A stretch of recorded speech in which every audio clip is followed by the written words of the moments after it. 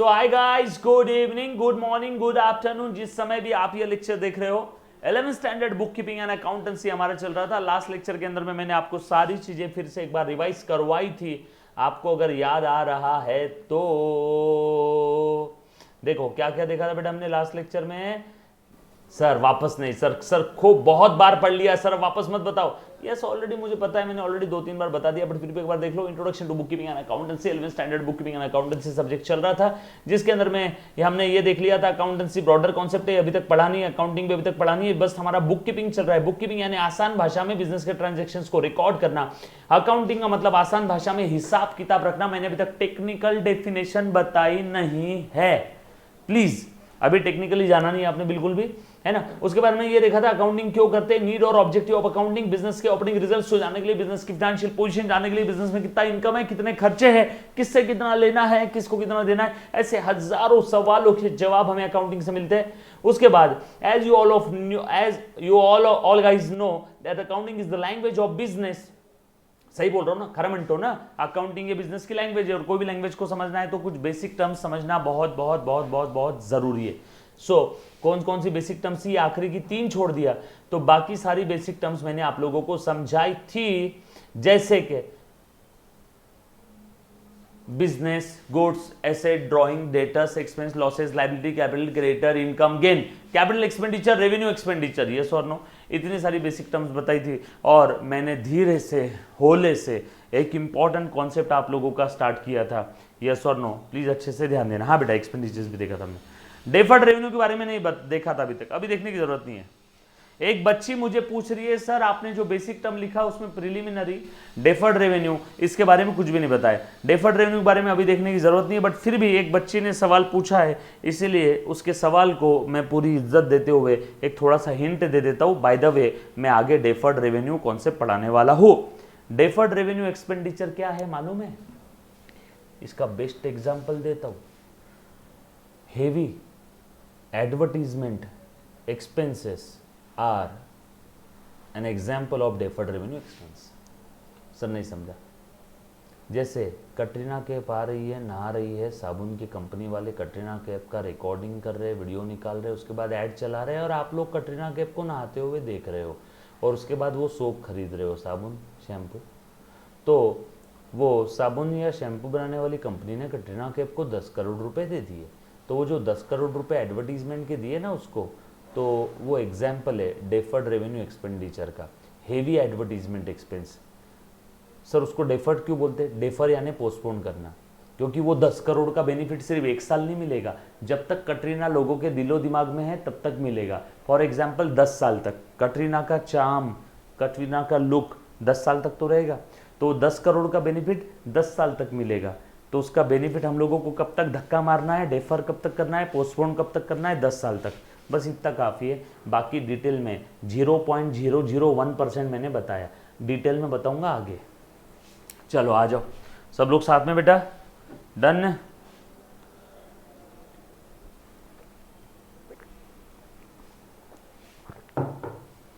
मन के आंखें डन। ओके आ जाओ। सो अकाउंटिंग सब्जेक्ट की हम लोग जस्ट शुरुआत करने जा रहे हैं। अकाउंटिंग का जो जन्म हुआ है वो इसी एक वर्ड की वजह से हुआ है, फिनेंशियल ट्रांजैक्शन।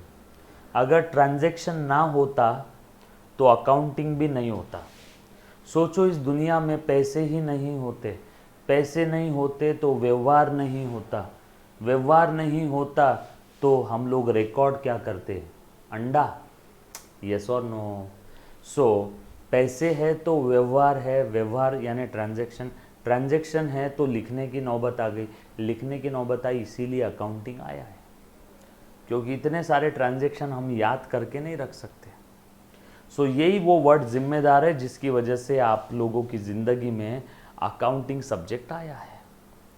अब सर फिनेंशियल ट्रांजैक्शन यानी क्या? ऑलरेडी मैंने आप लोगों को बता दिया। बिजनेस में जो भी लेन देन हो रहे हैं, पैसे या पैसे की कीमत के जो व्यवहार हो रहे हैं, पैसे या पैसे की कीमत में जो लेन देन हो रहा है, बस उस सिनारियो को हम लोग फिनेंशियल ट्रांजैक्शन बोलेंगे। और उस फिनेंशियल ट्रांजैक्शन को याद नहीं रख सकते क्योंकि ऐसे हजारों व्यवहार होते हैं साल भर में एक धंधे में, कितना याद रखोगे, स्ट्रेस आ जाएगा।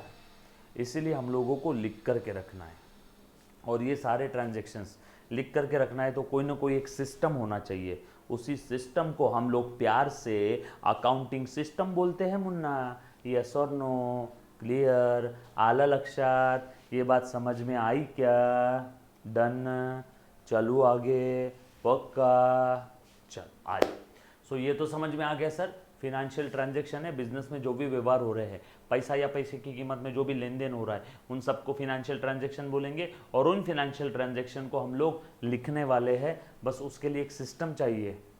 वरना व्यवहार तो आप बचपन से लिख रहे हो, मम्मी पॉकेट मनी देती थी, पापा को पॉकेट मनी देते थे, वो भी आप लिख के रखते थे, कितना आया कितना गया। मम्मी भी घर का हिसाब लिख के रखती है, कितने पैसे आए पापा से और कितने पैसे मैंने खर्चे किए, है ना। वो लिखना मतलब हमारा अकाउंटिंग नहीं है, वो अकाउंटिंग नहीं पढ़ रहे, वो अनसिस्टमेटिक वे ऑफ अकाउंटिंग है। जो आप हिसाब लिखते थे, वो अनसिस्टमेटिक वे ऑफ अकाउंटिंग है। हम लोगों को यहाँ सिस्टमेटिक वे ऑफ अकाउंटिंग पढ़ना है with the help of rules of accounting. Proper एक सिस्टम हमें समझना है। समझ में आया? बचपन में जो पढ़ा वो अनसिस्टमेटिक वे था बेटा।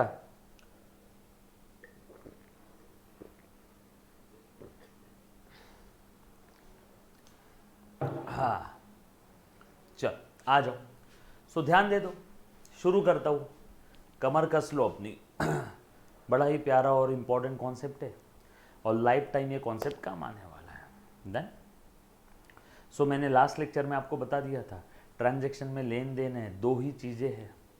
सो आज से करीब 500 साल पहले लूका डी पैसियोली साहब ने ये दो चीज़ें हैं, इसलिए डबल एंट्री सिस्टम का इजाद किया था। Double entry system, double entry system का मतलब ये नहीं है कि एक ही ट्रांजैक्शन को दो दो बार लिखना है, ना मुन्ना ना। डबल एंट्री सिस्टम का ये मतलब नहीं है कि हर ट्रांजैक्शन में दो ही अकाउंट बनेंगे, ना मुन्ना ना। डबल एंट्री सिस्टम का मतलब ये नहीं है कि एक चीज़ को दो दो बार डबल डबल लिखो ना।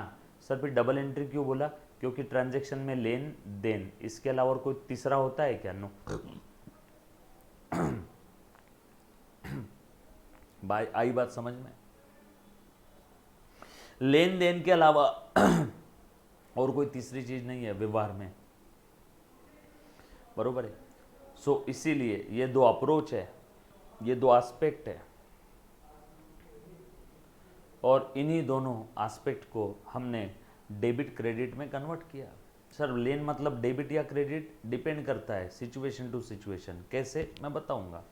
देन मतलब डेबिट या क्रेडिट, डिपेंड करता है सिचुएशन टू सिचुएशन, बताऊंगा कैसे। सो ल्यूका डी बार्गो पैसियोली साहब, जो कि हमारे फादर ऑफ अकाउंट है, उन्होंने 500 साल पहले क्या किया, इनकम एक साइड में लिखी, for example right side Latin term क्रेडायर, क्रेडायर विच मीन्स टू राइट, वही से टर्म आई क्रेडिट। डेबायर which means to left, left side में खर्चे लिखे, राइट साइड में इनकम लिखा, इनकम में से खर्चे माइनस करे, प्रॉफिट आ गया। पैसे आ रहे एक साइड में लिख रहे, पैसे जा रहे दूसरे साइड में लिख रहे, यस और नो। इसीलिए लेफ्ट साइड राइट साइड आ गई, left side debit side, right side credit side, yes और क्लियर। चलता हुआ आगे, बस अब इसी चीज को, इसी लीगेसी को आगे कंटिन्यू करते हुए अब आपको बहुत ही काम की चीज बताने जा रहा हूँ। अच्छे से ध्यान देना। तो जो भी व्यवहार होता है, जो भी ट्रांजैक्शन होता है, अब उस ट्रांजैक्शन को हम लोग अकाउंटिंग के रूल्स की मदद से लिखने वाले हैं, रिकॉर्ड करने वाले हैं with the help of rules of debit and credit, with the help of rules of debit and credit, yes और नो। चलो स्टार्ट करता हूं, अच्छे से ध्यान देना बेटा, बहुत ही प्यारी चीज है, बहुत ही प्यारी चीज है। आ जाओ, अच्छे से ध्यान दो बेटा मुन्ना। फॉर एग्जाम्पल मुन्ना ध्यान देना। हाँ,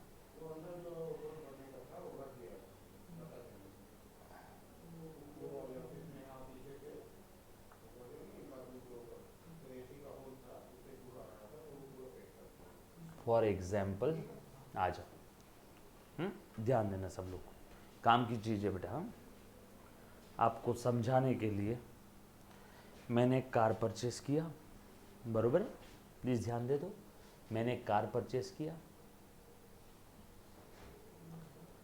सर नई की सेकेंड हैंड कोई भी रहो, क्या फ़र्क पड़ता है? कार परचेस फॉर ₹10,000, सर लगता है सेकेंड हैंड ही होगी, ठीक है, क्या फ़र्क पड़ता है, आ जाओ।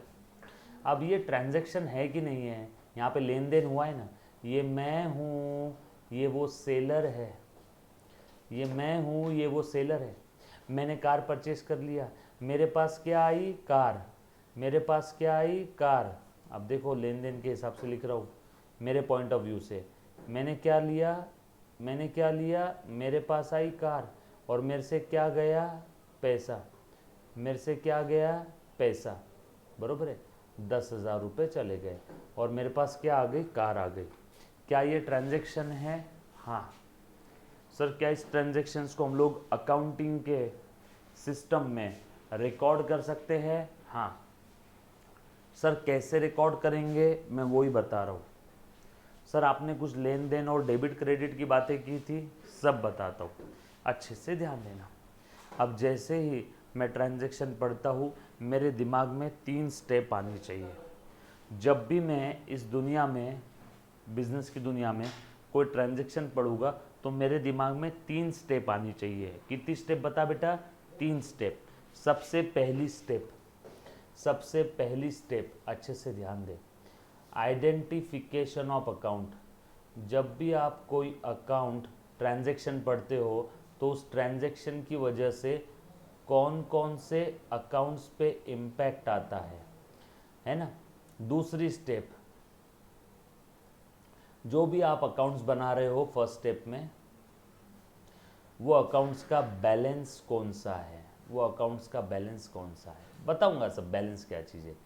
थर्ड स्टेप, वहाँ पे ट्रांजैक्शन में कोई अकाउंट डेबिट हो रहा है कि क्रेडिट हो रहा है, ये पहचानना है। सर ये तीनों स्टेप वापस बताना, 1000 बार बताऊंगा, चिंता मत करना। सो मैंने ट्रांजैक्शन पढ़ लिया, कार खरीद लिया।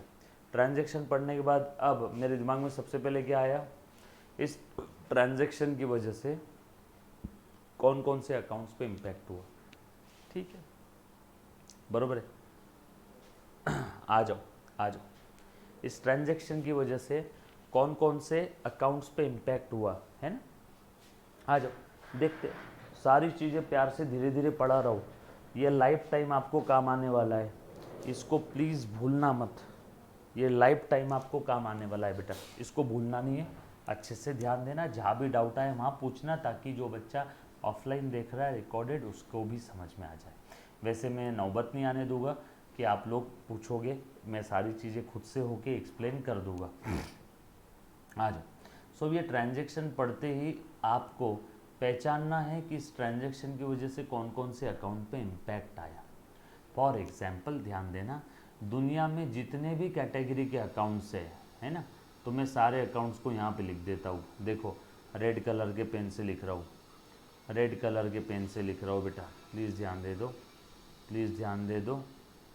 ये देखो, ये रेड कलर के पेन से मैंने लिखा, assets, drawing, debtors, expenses and losses. उसके बाद liabilities,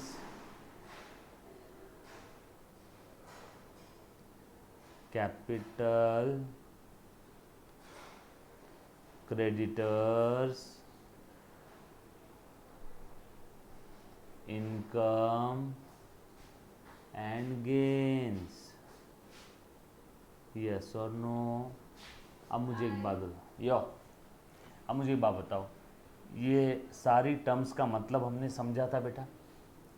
asset, drawing, debtors, expense, loss. मैं आपको जो बताने जा रहा हूँ बेटा, आज के बाद जीवन में हर बार ध्यान रखना, जर्नल एंट्री पास करने के लिए यहाँ से आगे जो 10 मिनट का डिस्कशन कर रहा हूँ वो हमेशा अपना इस्तेमाल करना है, यूज़ करना है।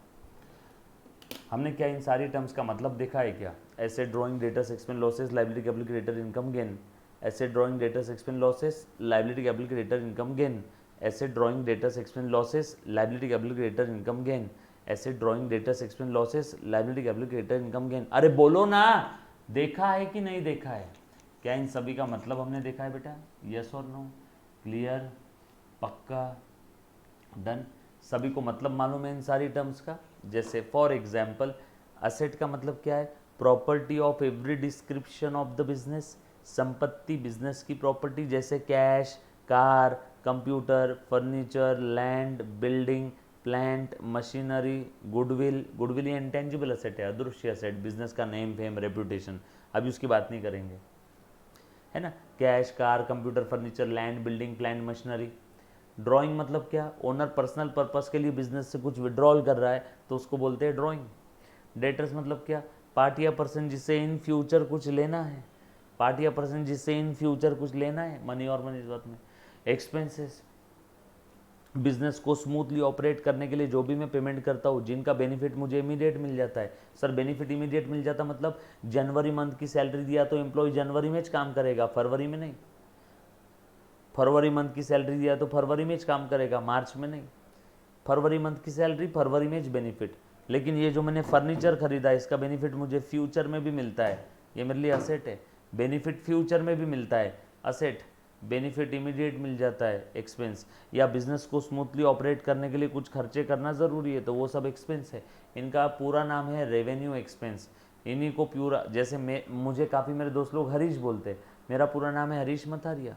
वैसे ही एक्सपेंसेस, बस इतना ही वर्ड है तो समझ जाना, एक्सपेंस का मतलब है रेवेन्यू एक्सपेंस। बिजनेस में रेवेन्यू जनरेट करने के लिए जो खर्चे करते हैं, बिजनेस में इनकम जनरेट करने के लिए या बिजनेस को स्मूथली ऑपरेट करने के लिए जो पेमेंट करते हैं, जैसे कि सैलरी दे रहा हूँ एक्सपेंस है, रेंट दे रहा हूँ एक्सपेंस है, इलेक्ट्रिसिटी बिल दे रहा हूँ एक्सपेंस है ना, प्रिंटिंग स्टेशनरी दे रहा हूँ एक्सपेंस है, बरोबर है। गोडाउन रेंट दे रहा हूँ, कमीशन दे रहा हूँ, डिस्काउंट दे रहा हूँ, एक्सपेंस है।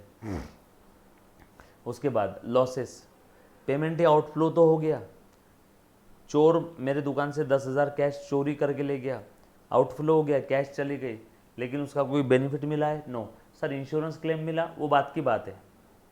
हाल फिलहाल में चोर पैसा चोरी करके लेके चला गया, उसका कोई बेनिफिट होता है क्या? नो। सो आउटफ्लो तो हो गया, हमारे बिजनेस से बाहर चला गया, पैसा या पैसे की कीमत में कुछ तो बाहर चला गया, लेकिन बेनिफिट कुछ भी नहीं हुआ, ना आज ना फ्यूचर में। बेनिफिट कुछ भी नहीं हुआ, ना आज ना फ्यूचर में, तो उसे हम लोग प्यार से बोलते हैं loss. Liabilities, financial obligations of the business. जैसे मैंने बैंक से लोन लिया 10 करोड़ रुपए का, तो 10 करोड़ ये मेरी लाइबिलिटी है, बराबर है ना। बैंक से जो लोन लिया, लोन इज माई लाइबिलिटी, मुझे वापस करना पड़ेगा। उसके बाद कैपिटल, ओनर का जो बिजनेस में इन्वेस्टमेंट है उसे मैं प्यार से कैपिटल बोलूँगा। अब काफ़ी बार बच्चे क्या बोलते हैं कि सर आपने बैंक से 10 करोड़ का लोन लिया, सर बिजनेस के लिए कंप्यूटर परचेस किया तो वो एक्सपेंस है कि एसेट? अच्छा, मृणाल ने एक सवाल पूछा है, बिजनेस के लिए कंप्यूटर परचेस किया तो कंप्यूटर एक्सपेंस है कि एसेट है? बेटा मुझे एक तू बात बता, कंप्यूटर का बेनिफिट इमीडिएट मिल जाएगा उसी पीरियड में कि अभी के साथ साथ फ्यूचर में भी मिलेगा? कंप्यूटर का बेनिफिट फ्यूचर में भी मिलेगा, तो कंप्यूटर ये एसेट हो गई है। सैलरी दे रहा हूँ, एक्सपेंस है, खर्चे, कंप्यूटर एसेट है। उसके बाद क्रेडिटर्स, पार्टी या पर्सन जिसको इन फ्यूचर हम कुछ देने वाले, क्रेडिटर पार्टी या पर्सन जिसको इन फ्यूचर हम कुछ देने वाले, यस और नो। प्लीज रेगुलर रहो लेक्चर में, है ना। उसके बाद इनकम, बिजनेस को ऑपरेट करने के बाद जो कुछ मेरे पास रिसीट आती है, ऑपरेटिंग रिसीट, वो इनकम है। और गेन्स, बैठे बिठाए बगैर मेहनत के मिल गया गेन, विदाउट हार्डवर्क। अच्छा, ये सारी टर्म्स का मतलब देखा हमने।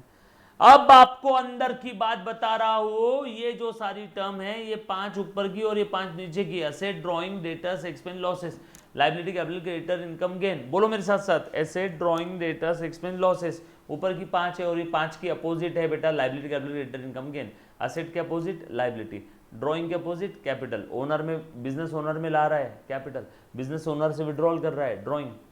डेटर, पार्टी या पर्सन जिससे पैसा लेना है, क्रेडिटर, पार्टी या पर्सन जिसको पैसा देना है। एक्सपेंस के अपोजिट इनकम, लॉस के अपोजिट गेन। देखो तो ऊपर नीचे की 5 अपोजिट है क्या? बिल्कुल विरुद्ध अपोजिट है टर्म सारी। असेट, संपत्ति, लायबिलिटी, लोगों को देना है। ड्राइंग, बिजनेस से निकाल रहा है ओनर पर्सनल पर्पस के लिए, ओनर पर्सनल पर्पस के लिए, पर्सनल पर्पस के लिए बिजनेस से निकाल रहा है drawing. Opposite capital. Debtors, party या पर्सन जिससे पैसा लेना है, क्रेडिटर्स, पार्टी या पर्सन जिसको पैसा देना है। एक्सपेंस के अपोजिट इनकम, लॉस के अपोजिट गेन। चेक करो, ये ऊपर की 5 टर्म और नीचे की 5 टर्म, ऊपर की 5 टर्म, ऊपर की 5 टर्म और नीचे की 5 टर्म, क्या ये बिल्कुल अपोजिट है एक दूसरे से? सो ऊपर की 5 भी याद रहेगी तो नीचे की 5 याद आ जाएगी। पक्का? डन। सर आप इतना क्यों बता रहे हो बेटा? ये ही है जीवन काल में तेरे त्रिकाल बाधित सत्य है, सारे ब्रह्मांड में ये आने वाला है अकाउंटिंग की दुनिया में। डन। आ जाओ, अब अच्छे से आपको बताने जा रहा हूं, ध्यान देना, ध्यान देना। सो अब ये जितनी भी टर्म्स है ये एक्चुअल में आसान भाषा में ये हमारे अकाउंटिंग की दुनिया में इसके अलावा और कोई अकाउंट नहीं बनेगा, इसके अलावा और कोई अकाउंट नहीं बनेगा। ये अकाउंट्स के हेड है, मेन हेडिंग है, ये मेन हेडिंग है, इसके अलावा और कोई अकाउंट नहीं बनने वाला है। फॉर एग्जाम्पल देख रहे Munna, assets, drawing, debtors, expense, losses. Asset में कौन कौन से अकाउंट आते हैं? Cash, car, computer, furniture, land, building, plant, machinery. Drawing में ड्राइंग अकाउंट ही रहेगा। डेटर्स में हर वो पार्टी का अकाउंट जिससे लेना है इन फ्यूचर मनी और मनीज वर्थ में। लाइबिलिटीज़ में बैंक लोन आ जाएगा, समझ लो। कैपिटल में ओनर का अकाउंट आ जाएगा। Creditors, income, gain. तो जितने भी अकाउंट्स के आपके ये है एग्जाम्पल, वो सारे एग्जाम्पल कहीं ना कहीं इन्हीं 10 कैटेगरी में सेट होते हैं। आप लाइफ टाइम कोई भी अकाउंट सोचो, वो अकाउंट इन 10 कैटेगरी के बाहर नहीं जाएगा। और 10 में भी ऊपर की 5 है, उसके अपोजिट नीचे की 5 है। क्लियर? ऊपर नीचे की अपोजिट अपोजिट 5 है। डन। आ जाओ, अच्छे से ध्यान दो बेटा अभी।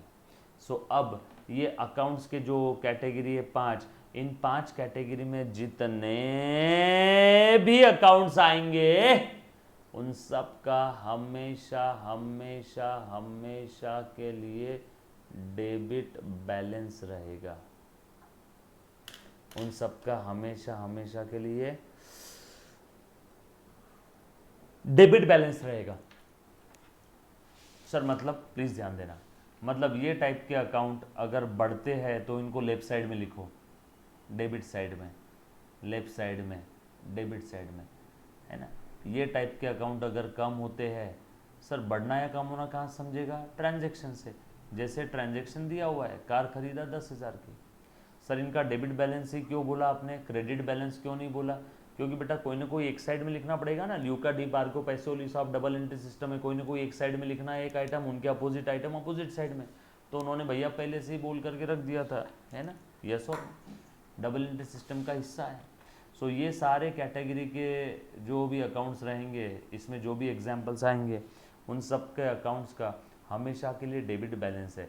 मतलब ये टाइप के account asset, drawing, debtors, expense, losses, ये टाइप के अकाउंट अगर इंक्रीज हो रहे हैं बिजनेस में, ये टाइप के अकाउंट अगर बिजनेस में इंक्रीज हो रहे हैं तो डेबिट करो। अब डेबिट बैलेंस वाले अकाउंट बढ़ते तो डेबिट ही करेंगे ना। जैसे +3 को अगर +5 पे ले जाना है ना, +3 को +5 पे ले जाना है तो यहाँ पे 2 जो भी करेंगे वो प्लस ही करेंगे। सो प्लस को और बढ़ाना है तो प्लस करो। उसी प्रकार से डेबिट बैलेंस को और बढ़ाना है या बढ़ रहा है तो उसे डेबिट करो। उल्टा +3 को अगर +1 पे ले जाना है, +3 को +1 पे ले जाना है तो यहाँ पे 2 को माइनस करो। प्लस को अगर कम करना है तो माइनस करो, प्लस को बढ़ाना है तो प्लस करो। डेबिट बैलेंस और अगर बढ़ रहा है या बढ़ाना है तो डेबिट करो। डेबिट बैलेंस अगर कम हो रहा है तो क्रेडिट करो। अच्छा, ये बढ़ना कम होना कहाँ समझ में आएगा? ट्रांजैक्शन से। ये बढ़ना या कम होना कहाँ समझ में आएगा? ट्रांजैक्शन से। ये किसके पॉइंट ऑफ व्यू से देखना है? बिजनेस के। जैसे मैंने कस्टमर को माल बेचा, उसने मुझे पैसा दिया, बोलो मेरे पास पैसा आ गया और वो कस्टमर के पास से पैसा चला गया, तो हम लोग किसके पॉइंट से अकाउंटिंग करेंगे? हमारे बिजनेस के या कस्टमर के? कस्टमर चूल्हे में गया, बिजनेस के पॉइंट ऑफ व्यू से अकाउंटिंग करेंगे। कस्टमर के पास कैश कम हो गई, हमारे पास कैश बढ़ गई, तो अब सर बढ़ना है कम होना क्या लेना, किसके पॉइंट ऑफ व्यू से लेना? बिजनेस के या कस्टमर के? बिजनेस के पॉइंट ऑफ व्यू से। सो ये बढ़ना कम होना देखेंगे बिजनेस के पॉइंट ऑफ व्यू से, बिजनेस के एंगल से। लेकिन ये बढ़ना कम होना कहाँ समझ में आएगा? ट्रांजैक्शन से। बढ़ना कम होना कहाँ समझ में आएगा? ट्रांजैक्शन से। यस और नो? क्लियर? पक्की बात? डन? आ जाओ। So asset, drawing, debtors, expense and losses are always always always always always having debit balance. मतलब इन टाइप के अकाउंट्स का डेबिट बैलेंस है। मतलब इस टाइप के अकाउंट्स अगर बढ़ते हैं तो डेबिट करो, कम हुआ तो क्रेडिट करो। बढ़ते हैं तो डेबिट करो, कम हुआ तो क्रेडिट करो। और ये जो कैटेगरी के अकाउंट्स है, liabilities, capital, creditors, income and gain, ये कैटेगरी के अकाउंट्स का हमेशा हमेशा हमेशा के लिए क्रेडिट बैलेंस है। मतलब ये टाइप के अकाउंट अगर बढ़ते हैं तो क्रेडिट करो, ये टाइप के अकाउंट कम होते हैं तो डेबिट करो। डन। सो आपको ये समझ में आया रूल जो एक छोटा सा मैंने बताया। सो दुनिया का हर वो अकाउंट जिसका डेबिट बैलेंस है वो बढ़ता है तो डेबिट करो। अब आपने पूछा सर दुनिया का हर वो अकाउंट जिसका डेबिट बैलेंस है, तो सर बताओ ना कौन कौन से अकाउंट का डेबिट बैलेंस है, अभी तो बताया। ऐसे ड्रॉइंग डेटर्स एक्सपेंस लॉसेस, इन सारे अकाउंट का डेबिट बैलेंस है, इन सारे अकाउंट का डेबिट बैलेंस है, इन सारे अकाउंट का डेबिट बैलेंस है। ऐसे ड्रॉइंग डेटर्स एक्सपेंस लॉसेस, और ये जो सारे अकाउंट्स हैं इनका क्रेडिट बैलेंस है। Credit, liability, capital, creditors, income और gain. Liability, capital, creditors, income और गेन। क्लियर? सो ये समझ में आया कौन से अकाउंट का डेबिट बैलेंस है, कौन से अकाउंट का क्रेडिट बैलेंस है। वेट, मैंने ये नहीं बोला कि ये अकाउंट हमेशा डेबिट होने वाले हैं, मैंने ये नहीं बोला डेबिट होने वाले, मैंने क्या बोला इनका डेबिट बैलेंस है। अब ये अकाउंट डेबिट होगा कि क्रेडिट होगा, लेफ्ट में लिखना है कि राइट में, क्रेडिट होगा कि डेबिट होगा, ये तो समय ही बताएगा। मैंने सिर्फ क्या बताया, इनका बैलेंस कौन सा है। क्लियर? पक्का? यहां तक किसी को डाउट है तो पूछो। बोला कि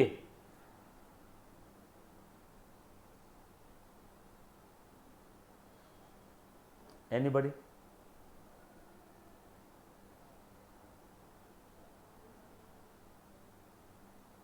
ओके, डन। चलो, सो उसके बाद आगे बढ़ रहा हूँ। सो अब देखो, ये मैंने सबसे इम्पॉर्टेंट रूल बताया आपके दुनिया का, ब्रह्मांड में हर जगह अप्लीकेबल है। जब भी आप अकाउंटिंग करोगे तब आपने डेबिट बैलेंस और क्रेडिट बैलेंस का यह रूल ध्यान में रखना है। चाहे 11th-12th हो, CA, CS, CMA, foundation, inter, final, चाहे रियल लाइफ प्रैक्टिस की बात हो, चाहे टैली सॉफ्टवेयर की बात हो, हर बार आपने ये रूल ध्यान रखना है। बरोबर? चलो आ जाओ, आगे बढ़ता हूँ, प्लीज़ ध्यान दे दो। अब जैसे ही आप कोई ट्रांजैक्शन पढ़ते हो, मान लो आपने कार खरीदा 10,000 रुपये का, ट्रांजैक्शन पढ़ते ही सबसे पहला काम है आइडेंटिफिकेशन ऑफ अकाउंट्स। ट्रांजैक्शन पढ़ते ही सबसे पहला काम है आइडेंटिफिकेशन ऑफ अकाउंट्स।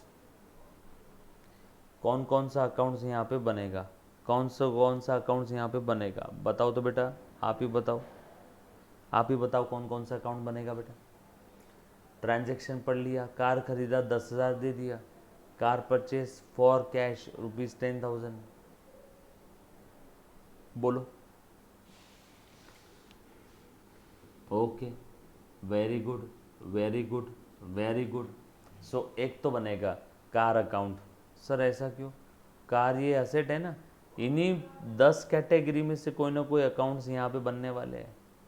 कोई भी ट्रांजैक्शन बोलो दुनिया का, इन्हीं 10 कैटेगरी में जो भी एग्जाम्पल होगा वो ही अकाउंट यहाँ पे बनेगा 2 टाइम्स। क्लियर? चलो आगे बढ़ रहा हूँ।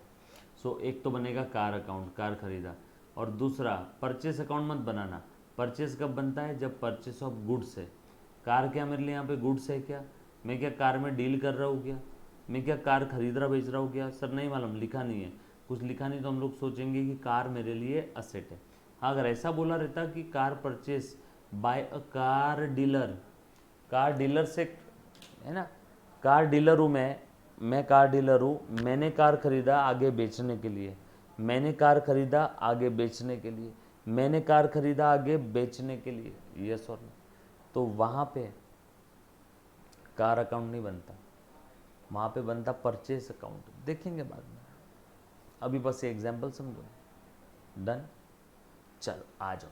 सो एक तो बना कार अकाउंट, और दूसरा फॉर ₹10,000। अब बोलो यहाँ पे 10,000 दे दिया या देना बाकी है? कुछ बोला नहीं है सर, इतना ही बोला है कार खरीद लिया तो पैसे दे दिए होंगे, ऐसा सोचता हूँ। तो एक बनेगा कैश अकाउंट, बरोबर, एक बनेगा कैश अकाउंट।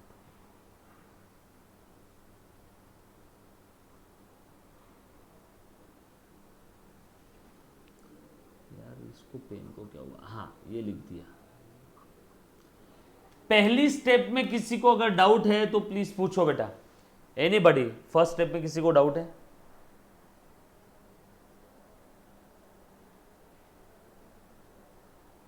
डन, चलो आगे। ओके, सेकेंड स्टेप, अब ये जो भी आपने अकाउंट्स बनाए हैं बेटा, कार अकाउंट, कार कहाँ पे क्लासीफाई होगा? Asset, drawing, debtors, expense, losses, liability, capital, creditor, income, gain. दुनिया के जो भी अकाउंट्स है वो इन्हीं 10 कैटेगरीज के, इसके अलावा और कोई नेक्स्ट कैटेगरी तो है नहीं। जो भी अकाउंट्स है ये कैटेगरी के, इसके अलावा और कोई दूसरी कैटेगरी तो है नहीं। चलो बताओ तो, चलो मुन्ना बता, कार कहाँ पे क्लासीफाई होगा? कार अकाउंट आपने बनाया ना, तो कार कहाँ पे क्लासीफाई होगा? Asset, drawing, debtors, expense, losses.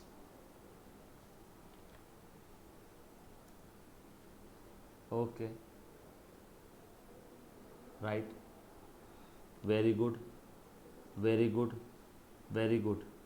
चलो सारे बच्चों का सही जवाब है सर, कार ये है असेट। कार अगर असेट है, असेट का है डेबिट बैलेंस, तो कार का भी रहेगा sir debit balance. Very very very good, बरोबर है।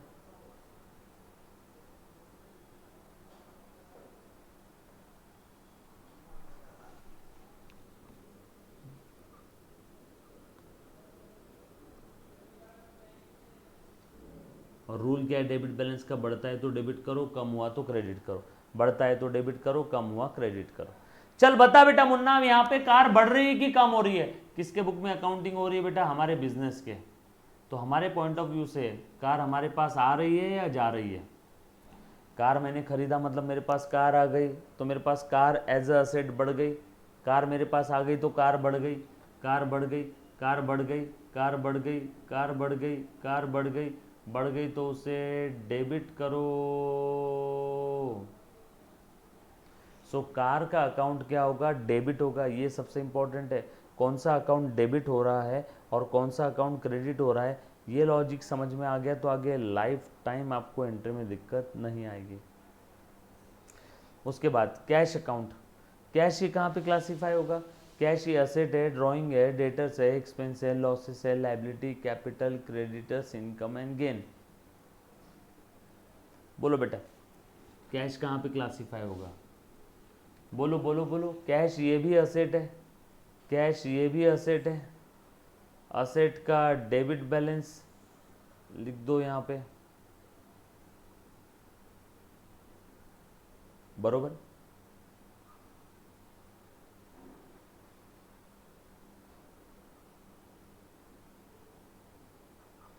यार ये कहाँ लिखे जा रहा है?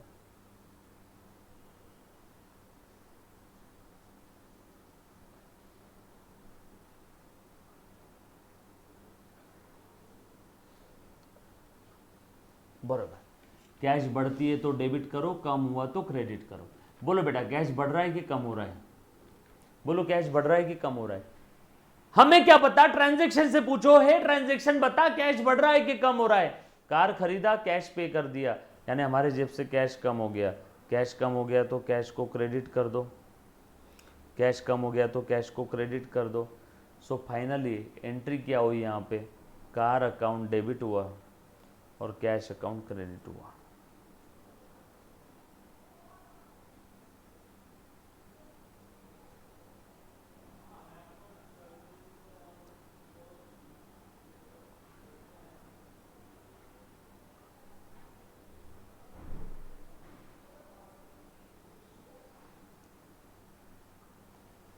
देखो, कार अकाउंट डेबिट, थोड़ा सा स्पेस देके लिख दिया टू कैश, मतलब समझ जाओ, टू लिखा है मतलब वी अकाउंट क्रेडिट हुआ। फॉर्मेट के बारे में अभी चिंता मत करो। ये समझ में आया क्या? ये समझ में आ गया क्या कि कार अकाउंट डेबिट हुआ तो क्यों हुआ, कैश अकाउंट क्रेडिट हुआ तो क्यों हुआ? ये समझ में आया सभी को? सिंपल सा रूल है, सिंपल सा रूल है, अच्छे से ध्यान देना बेटा एक बार। बहुत सिंपल रूल है। जब भी आप कोई ट्रांजैक्शन पढ़ोगे तो आपके दिमाग में 3 स्टेप आनी चाहिए। सबसे पहली स्टेप, उस ट्रांजैक्शन की वजह से कौन कौन से अकाउंट पे इंपैक्ट आ रहा है। कार खरीदा, कार अकाउंट, कैश अकाउंट, उसके बाद जो भी अकाउंट्स के ऊपर इंपैक्ट आया वो अकाउंट का बैलेंस कौन सा है, दुनिया के सारे कैटेगरी के अकाउंट्स है, इन्हीं में से कहीं तो वो अकाउंट्स आपके क्लासिफाई होने वाले। ऐसे ड्रॉइंग डेटर्स एक्सपेंस लॉसेस का डेबिट बैलेंस है, liability capital credit income gain का क्रेडिट बैलेंस है। यस और नो, क्लियर है। सो हमने देखा कार ये असेट है, असेट का डेबिट बैलेंस, इसलिए कार का भी डेबिट बैलेंस, कैश भी डेबिट बैलेंस। रूल है डेबिट बैलेंस वाले अकाउंट बढ़ते हैं तो डेबिट करो, कम हुआ क्रेडिट करो। कार आ गई, कार बढ़ गई इसलिए कार को डेबिट किया, कैश चली गई इसलिए कैश को क्रेडिट कर दिया। और फाइनली ये एंट्री आ गई, कार अकाउंट डेबिट और कैश अकाउंट क्रेडिट। यस और नो। इसके बारे में और ज़्यादा जानकारी हम लोग देखेंगे नेक्स्ट लेक्चर में। तब तक के लिए अलविदा, take care, bye bye, stay home, stay safe, bye.